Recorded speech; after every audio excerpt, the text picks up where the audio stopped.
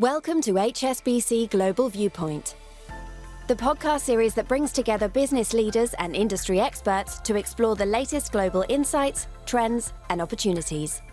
Make sure you're subscribed to stay up to date with new episodes. Thanks for listening, and now on to today's show. Hello, my name is Bohne-Gill. I'm the head of institutional sales here at HSBC, looking after global payment solutions. Welcome to the next episode of Global Viewpoint, and I'm really happy to welcome Rob Watts from Marex. Rob, welcome to the studio today. Thank you very much for having me. This recording's taking place at our 9th annual credit conference here in Singapore. We're going to be talking about the new protector, Treasury's strategic advantage, really getting into some of the details with regards to the role of a CFO, a head of finance, with regards to navigating through all the underlying turbulence that we're seeing in the markets today, and many other topics as part of the overall role. So without further ado, let's get started. So Rob, the first question of the day really is, all the turbulence that we're seeing in the markets today. So much news, right? We started off with COVID, we've moved on to different kind of trigger events, and today also on the news, there's so much going on. What is the silver lining that you're seeing in terms of the business, or is there challenges that you have to navigate? In our business, we expect turbulence. These turbulent times are just expected to happen. And it's part of the reason we exist, really. Clients come to us because they want access to infrastructure. They want access to tools, liquidity, insights to help them navigate the markets. So, really the silver lining is that we're able to show up for our customers. We're able to show them that there is value in what we're doing. And we're able to stand out as well amongst other competitors and peers in the market as having a really close relationship with our clients. The treasury function is able to provide so much more to the business. Now, the business expects more from the treasury function, and so they're enabled and are capable and accountable to doing more. And that really helps the organization run a lot better, I think. By having these turbulent times, the business and other people within the organization aren't just trying to go ahead and make all the decisions on their own. They understand that treasury, finance, risk, operations, all of these different functions come together into one piece to make the whole that is the business. And that, I think, helps in many ways, because not only does it help in the immediate sense, but it helps people to build those relationships, which can then build the kind of collaboration and kind of further dynamic growth that we want to see. And I think when we were chatting about this, and one of the things was keeping your ear very close to the ground in terms of what clients want. I feel like that really was a key message that we see across many, many clients, but also particularly for yourselves in Marex. Absolutely. I think that by knowing our clients really well, and in fact, particularly for us, where we are very much closer to our clients than maybe some of our peers, or maybe some of the, the banking sector providers of the same services that we offer. We have a very close relationship. We understand the business very well. And that helps us to kind of preempt these turbulent times. In particular, I think, with large swings in commodity pricing, we're able to work with the client to understand where their liquidity stresses might come from. And then we're able to kind of work through a plan to get them through that. And I think that really shows in these times that we are ready to kind of turn up for our clients, give them the help that they need so that they don't end up in a much worse situation. With the pace of change and all the turbulence that we're seeing, is there fundamentally a change in how you plan for these black swan events? I think when we're planning for any event, there are a few different features and factors that you need to think about. You kind of look at the past, and you're able to kind of look at what's happened and feed that into the models that you have, feed that into the decision making that you have. And having turbulent markets actually supports us in that process quite a lot. So having the ability to build our models out to focus more on recent events, to test our models, to test the way in which we think about things against those kind of turbulent events today, that really helps. And I think that as we kind of plan, as I said earlier, being a partner to the business is really important. And so if you're now going through turbulent events and you're seeing a lot of volatility in the market, the business is starting to listen to you more. The business is starting to engage with you and kind of turn around and say, okay, how do we deal with a future major issue? And that actually helps to plan. We can plan for having liquidity in the right place. We can plan to make sure that we're making the right investments. We're not having too much concentration in one asset, concentration in one product, etc. And without the turbulent events, you almost don't get the kind of reassurance from the business and from others in the organization to turn around and say, actually, you know what? You're right. Everything you've been saying all this time is right. And of course, they're going to still push you. And, they want to deploy the liquidity. They want to keep on pushing faster and harder. Yeah. But it does give you a little moment, I think, where you can sit back and you can say, look, we planned correctly. Now, how do we adjust that? How do we kind of take the next step? So it looks like little tweaks. You said the fundamentals are there and then you tweak depending on how you want to pivot. Exactly. You just keep tweaking. You keep on feeding real-time data into your model. You kind of look at the model against the real-time data. You kind of just keep adjusting as you go.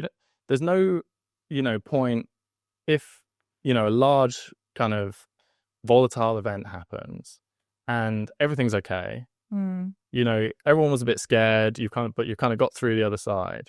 Everyone's okay. So there's no point in changing everything. You don't need to change the fundamentals. You don't need to change the base. You just need to kind of tweak where you go on that and kind of keep on adjusting that. And the upside of that actually for the business and the reason it makes planning better is because it may turn out that some of the way in which you're thinking is too conservative. And you can kind of tweak it and you can release some liquidity. You can release some assets to be able to do something more with them. And to be different from the rest. I think that's really key. It's also words that you talked about, which was insights. Mm-hmm. Having that information that you can provide to your clients, to your internal clients. Mm-hmm. It really resonates with me as well and the bank in terms of insights that we provide. And I find that having that ear to the ground is super, super important. Yeah. And that kind of leads me into technology because we've got, I feel like your role is so faceted, I should say. Yeah. You've got to have that risk modeling. You have to have the right kind of information to your internal, external clients. Mm-hmm. And so the deployment of technology, how has that been for you over the last 5-6 years now? I think you just cannot stop. Yeah. That's the main thing, right? New technology always comes onto the scene and everyone wants the new fancy new thing.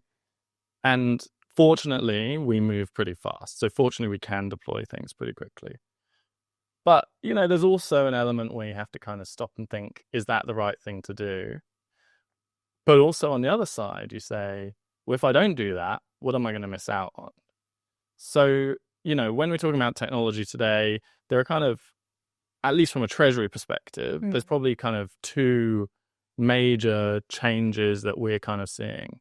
We're seeing a lot more drive around real-time payments. A lot of our clients are asking to see those kind of real-time payment flows. And I think that's really driven by kind of the younger workforce, some of our clients with a kind of younger workforce who are used to kind of the crypto space, the retail space. They're used to seeing their money in their bank immediately or, transferred immediately. And so what we've been doing, is working with HSBC, in fact, to kind of roll out some of those new payment technologies. But the thing about that is it's kind of like back to the modeling piece, right? It's back to the same risk and the black swan event. You can't just keep on rolling out new technologies unless you've got a really strong infrastructure, really strong base. So the other thing we've been doing is rolling out a very integrated treasury management system It's like plug and play. Exactly. Yeah. And we've been talking about this, right? It's like a toolbox. Yeah. So you got something with lots of tools in it. And as I said earlier, the important thing is that you can keep on adding tools to it. Yeah. It's a toolbox and it's kind of empty when you start, right? You've just got the very basics. You've got kind of what we got now. Fundamentals, sorry, Yeah. not basics.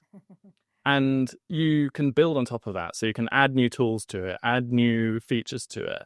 And that fundamentally is the important thing, that you don't want to build a system that's so ingrained in everything you do that you just cannot change it and you cannot evolve it. Because there's one thing that isn't changing, which is that everything is changing. I know.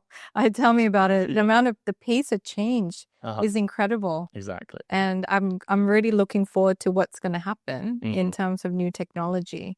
We obviously hear things on AI, we hear things, but I think at the end of the day, and we were chatting about this, about people, right? People are the core fundamental.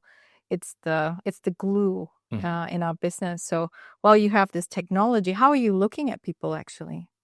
Yeah, I mean, you're right. People make up the organization. People touch everything that we do, right? And, HSBC is a much larger organization than Marex, but we have to hire the right people to do the right thing with the right mindset, with the right culture. And that's not easy. It's not easy at all. And one team might have a very different culture, a very different requirement to another. One individual may have a very different mindset, different culture to another. And if you don't take a really proactive, really engaged approach to building out a team and building out, the people around you, I just don't think you're going to be successful. You see people, hiring, and they're just always going after technical aptitude, and they're looking at CVs and saying this person can do the job technically. And to a very large extent, to me, that's not actually as important. Yeah. Can they fit in? Do they know what Marex wants? What Marex is like? Values, right? The value, the culture. Yeah. Yeah. And also, you might not fit into all organizations, right? And I think that's actually quite an important thing that you have to notice, which is that, Marex is really pushing to become very inclusive and very accepting, and really looking at its hiring processes to get more and more viewpoints in.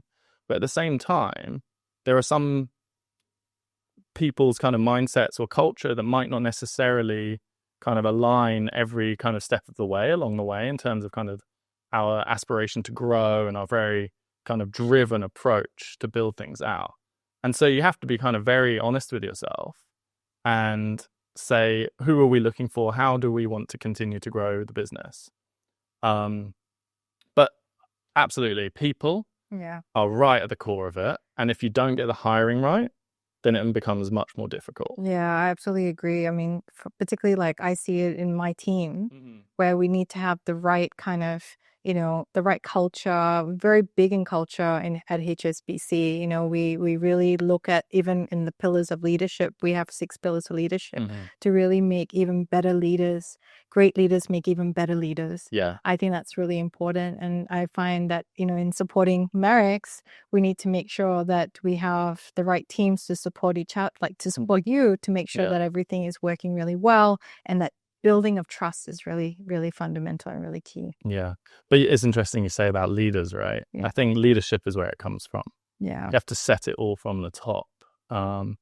If you want a culture to exist and a culture to persist, the culture has to be set by top level management. And that needs to really flow down to everything. If you want people to be collaborative, you have to show collaboration. And that's the only way I think that you can get teams which are resilient enough to withstand some of these issues.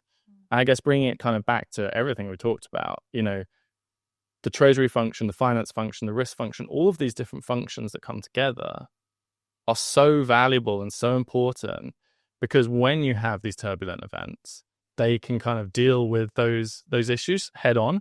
They're able to adapt. They're able to be dynamic. They're able to kind of deal with situations that they've never seen before. And the only way, that you can really do that is to have people open to new ideas, open to change, open to all pulling each other issues. up and really wrapping, Exactly. like we're going to get this issue sorted, or we're going to like move forward even though times are tough. Yeah. And I think that's super important. Mm-hmm. It really resonates. So Rob, like looking at technology, that's something that I know it's multifaceted as part of your role. And we talked about this in New Protector. Mm-hmm. You have to make that cash work. You've got to look at, how you support your internal and external clients. And then you also have to decide on new technology or how to deploy investment.